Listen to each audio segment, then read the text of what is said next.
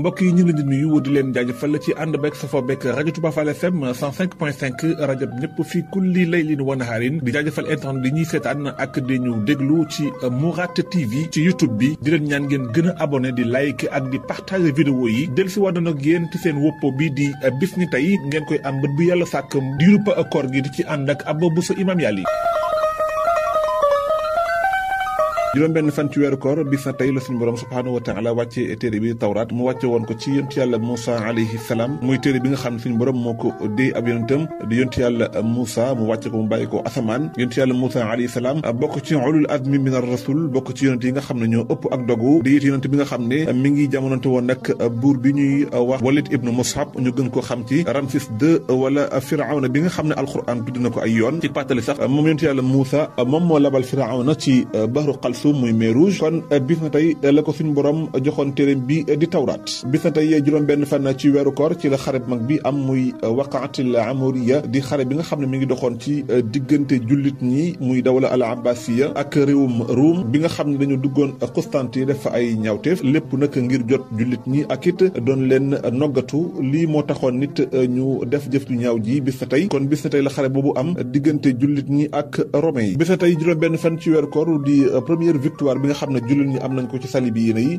di fàttali mooy armée européen bi nga xam ne diggante France Allemagne ak Angleterre ak yeneen réew yoo xam ne ñu ngi woon biir Europe ñoom ñoo defoon coalition ngir dal ci kaw jullit ñi ñu xeex ak jullit ñi lu ëpp juróom-ñeenti yoon kon ñoom jullit ñi ñi ngi njëkk am ci ñoom victoire bis na tey juróom-benn fan ci weeru koor atum 532 yemook 17 mai atum 1138 boobu sax ku ñuy wax Imaduddin Zanki moo nekkoon généralu jullit ñi bokk ci état al ayubiya te fa nga xam ne moom mooy xàll ba nekk ci bëcc gànnaaru Saam ginnaaw boo xam ne tubaab bi njëkk nañu attaqué jullit ni muy alxamlatu asalibiya al ula ba nangu ab xaaj bu mag ci réewum Saam niki noonu ay île ci diggante atum 489 ci gàddaay gi yemook 169 jàpp atum 488 ci gàddaay gi yemook atum 1105 ñoom tubaab bi ginnaaw bi ñu nangoo xaaj boobu nag ci la ñu sos ay imarat séddale ko muy Ruuxa Antakiya Trablus ak Baytul Muqaddas muy Jérusalem lii nag jullit ñi dañoo gisoon ne fekk tubaab bi ñi ngi am accès ci dig-digal boobu dana leen mën a yàqal lu bari moo tax ñu jaajuwaat dal ci seen kaw Imaduddin Zanki daal di amal xeex boobu ba ni mu leen